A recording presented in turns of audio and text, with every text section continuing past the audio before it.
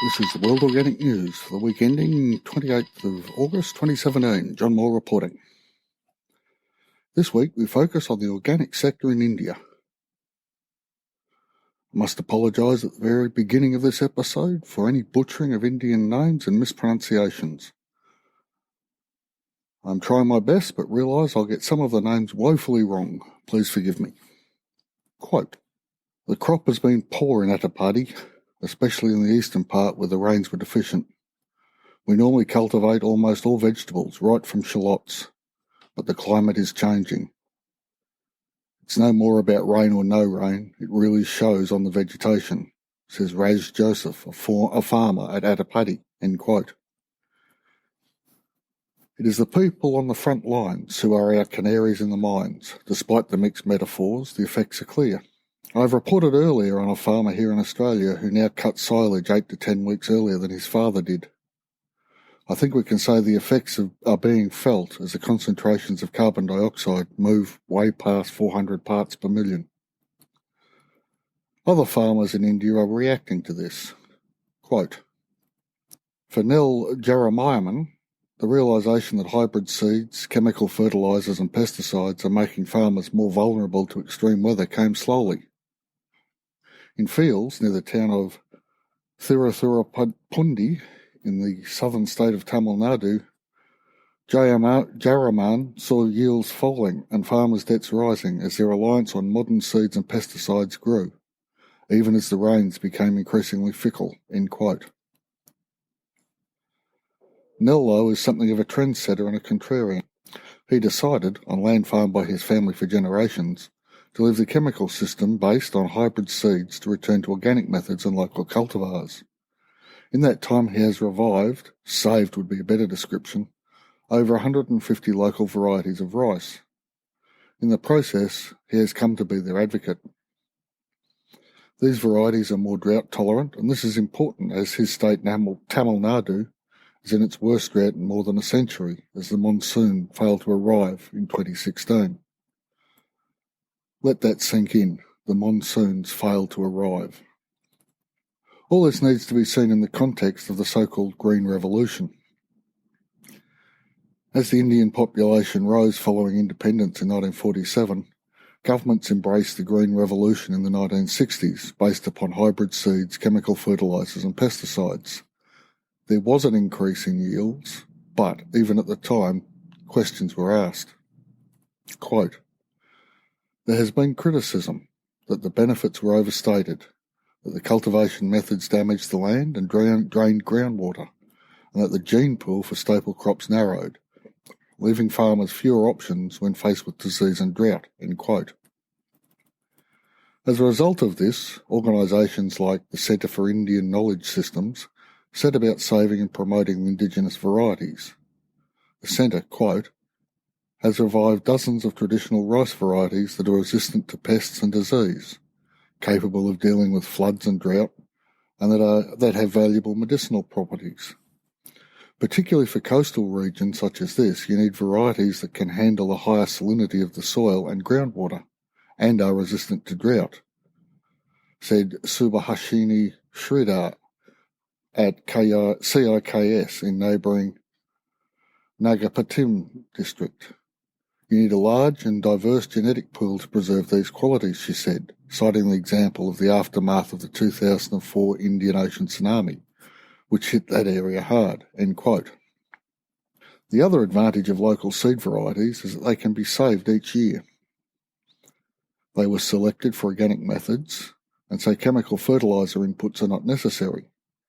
In general, these seeds are somewhat lower in yield, but with way lower input costs, and this is critical.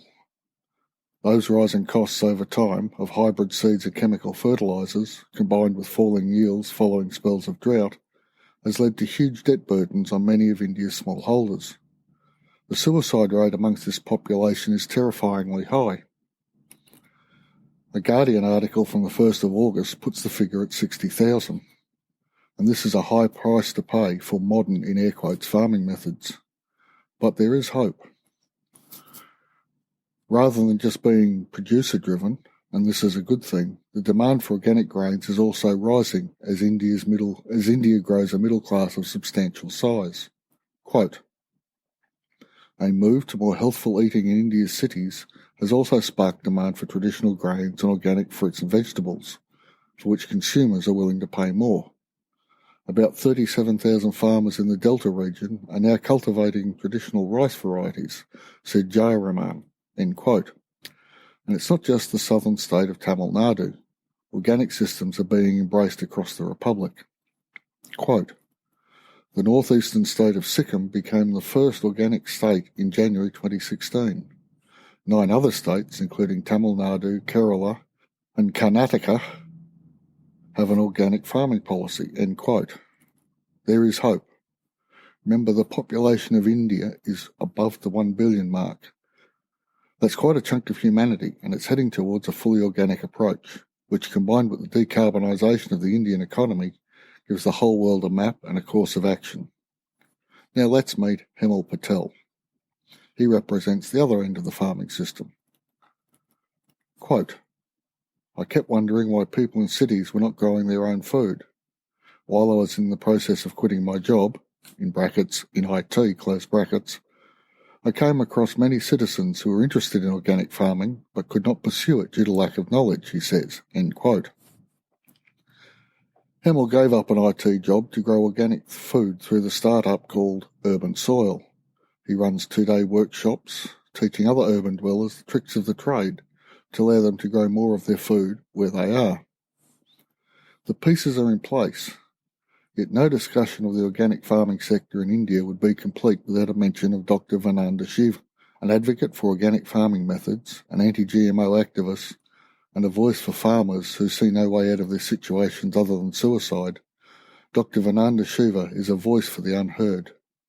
I've included a link to one of her TED Talks entitled Solutions to the Food and Ecological Crisis Facing Us Today. I highly recommend a viewing. The story of the Indian organic movement is one of sorrow, of hope, and of a bright future. Lessons learned through the application of the Green Revolution, the effects of climate change, and the judicious use of state funding point a way forward, not just for India, but for smallholders across the globe. I think from previous episodes, the importance of this sector for feeding the world, mitigating and reversing climate change, and returning dignity to the marginalised has been established.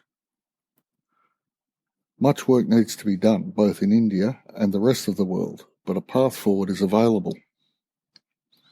The work of individuals like Nel Jayaraman, Hemal Patel, and Dr. Vandana Shiva stands humanity on a good footing for the future. It is just the political will to stand up to the multinational seed/poison manufacturers that is missing. I see a time in the near future, if not now, when that tide too turns. And on that happy note, we will end this week's episode. If you've liked what you've heard, please tell everyone you know any way you can. I'd also really appreciate a review on iTunes. This may or may not help others to find us, but it gives this podcaster an enormous thrill. Thanks in advance. Any suggestions, feedback or criticism of the podcast or blog are most welcome. Email me at podcast@worldorganicnews.com. Thanks for listening, and I'll be back in a week.